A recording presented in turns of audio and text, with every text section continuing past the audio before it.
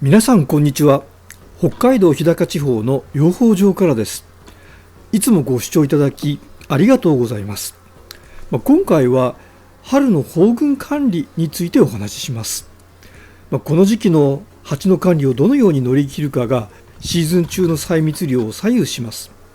ですから春の蜂群管理は養蜂場のその年の経営的パフォーマンスを決定する重要な要素なのです。どうぞ最後までゆっくりとお楽しみください。今回の撮影を行ったのは4月中旬の2日間です。その時の天気は2日とも晴れていました。1日目は午後の撮影でして、気温は養蜂場そばの日陰に設置した温度計で14度にまで上がりました。2日目は午前の撮影でしたが、午前10時頃に気温は17度ほどでした。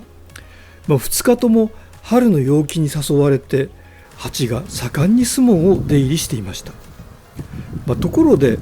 前回の動画でもお話ししましたように、当養蜂場では春先にあからさまな盗蜂が見つかりました。盗蜂というのは、ここではある巣箱に蓄えられていた蜜が別の巣箱の働き蜂に持ち去られてしまうという意味で使っています。あるいはこういう略奪行為を行う蜂のことです。盗蜂も少しぐらいの規模で行われたならば目立たないのですが、今回の場合は一つの巣箱の貯蜜がすっからかんになってしまったほどひどいものでした。その一方で、よそ様の巣箱から蜜を盗んできた群では蜜が有り余るほど溜まっていました。こうした貯蜜量の巣箱間での格差はそのまま現時点の蜂群の勢いのギャップとなっています。蜜を奪われてしまったこの群ではなかなか蜂の数が増えていません。それどころか前回の10日ほど前の動画の時と比べても蜂の数が減っているようです。春に新しい働き蜂が羽化する頃になってくると、前の年の秋から生きていった年老いた働き蜂が次々に消えていくので、一時的に群生が衰えるのはごく普通のことです。しかしこの群では貯蜜をすっかり抜き取られてしまうアクシデントがあったので、そのことが群の勢いの回復に悪い影響を与えていないか心配です。そこで今回は餌を追加して与えます。今回の内見の前にすでに給餌器の中に餌を入れていましたが、今回はそれに加えていつもあげている蜂蜜と酒粕の混合物をそれを入れた口の広いプラスチック製の容器の中に入れて、さらにその容器を逆さにして巣枠の上山の上に置きます。これは約1ヶ月前の越冬明け直後に行っていた給餌の方法と基本的に同じものなのですが、その時と少しやり方が違うのは、容器をビニール袋で包んでいることです。そのビニール袋には小さな穴がいくつか開けてあって、餌はその穴からビニールの外に漏れ出るようになっています。これは越冬明け直後の時期と比べて今は気温が上がってきているので、餌の粘度が低下して餌が流れ落ちやすくなっているために行っていることです。もっともこの群についてはこのように盗蜂の被害にあって心配すべき点はありますが、1年前にこの養蜂場で越冬した他の群の同じ時期の状況を過去の動画でチェックしてみると、それと今回のこの群の現在の状況と比較してみるとほぼ同じような状況であることが分かりました。越冬明け直後に蜂の数が減ったことも、そして4月中旬時点の群の勢いも1年前の別の群とこの群とでほぼ同じでした。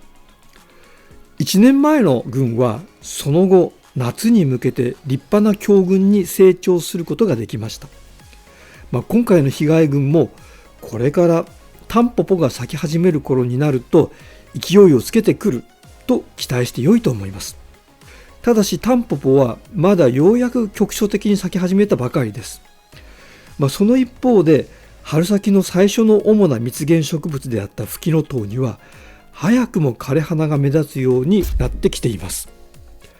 そして今の時期は柳の花が主な蜜源植物のようです。蜂の足の花粉かごにはフキノトウの白い花粉団子と柳の淡い黄色い花粉団子が見られます。しかしその他にオレンジ色の花粉団子や濃い黄色の花粉団子が少し混じるようになっています。濃い黄色の花粉団子は咲き始めたばかりのどこかのタンポポに由来するものなのでしょうか。オレンジ色の花粉団子は蝦夷の琉金花に由来するものではないかと思っています。私、1週間ほど前に仕事で埼玉県に行ってきましたが、そこではすでにいろいろな花が満開でして、そうした豊富な蜜源植物とともに蜂がどんどんと増えていました。それと比べると北海道のこの地方の蜜源植物の開花は種類も個体数もまだまだこれからです。しかし今後爆発的に蜜源植物が増えてくるので、それとともに蜂も勢いづいていくと思います。東方の被害群の状況はこれぐらいにして、次に加害群の方に目を向けてみましょう。悩ましいと言いますか、どのように扱ったらよいのかあれこれ考えなくてはいけないのは、実はむしろこの東方を行った群の方です。東方を行った群は昨年に越冬を始めた時点ですでに他の群よりも規模が大きかったのですが、越冬明けから個体数が減ることなく勢いが増し続けていました。このように強い群だからこそ他の群の蜜を奪ってくることができたわけですが、他の群の蜜を栄養源にしながらさらに勢いを増しています。他の群から奪ってきた蜜が女王蜂の産卵を促す起爆剤の奨励給餌になってしまったようです。女王蜂が旺盛に産卵しています。有害胞子で埋め尽くされている巣枠があります。新たに出没した働き蜂が巣箱の位置を覚えるための見習い飛行を盛んに行っています。そしてすでにオス蜂がいます。オス蜂の巣房にダニがいないかチェックしましたが、どうやらいないようです。この群の現在の勢いの程度は、例年だと1ヶ月以上先の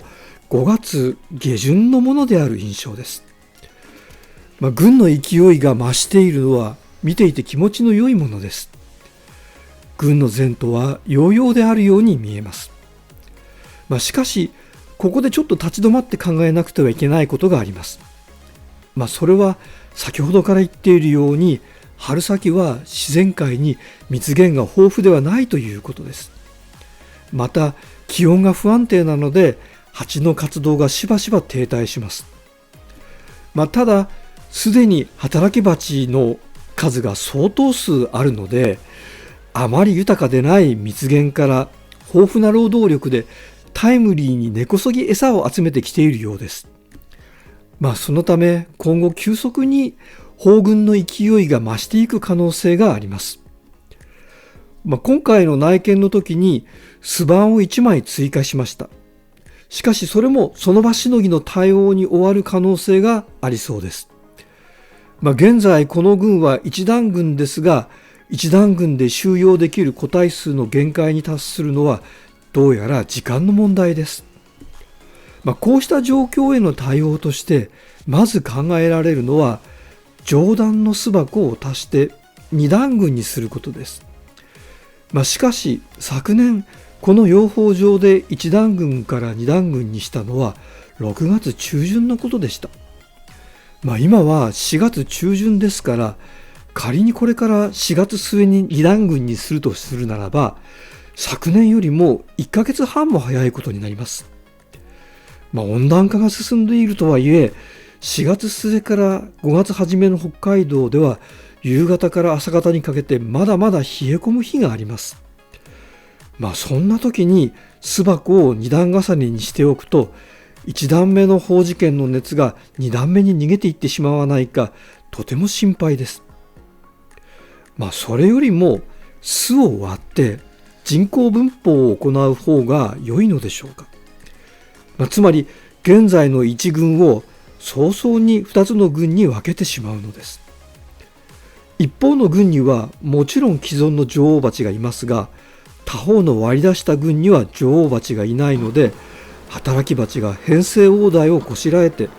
別の女王蜂を作ってくれるはずです。